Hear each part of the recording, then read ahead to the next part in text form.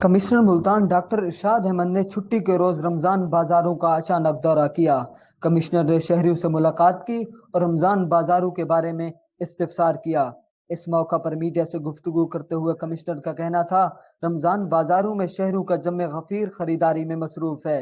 इंतजामिया की जानिब से बेहतरीन इंतजामात यकीनी बनाए गए हैं।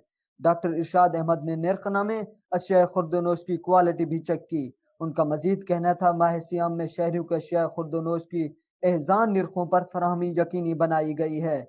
हर रोज मुतादिद रमजान बाजारों का दौरा करके अज खुद इंतजामात मॉनिटर कर रहा हूँ। जबकि शहरियों ने चीनी 70 रुपए फी किलो मिलने पर खुशी का इजहार किया। शहरियों का कहना था, आटे के 10 किलो का थैला 400 रुपए, घी पर 50 रुपए कमी हुकूमत का अहसन कदम है।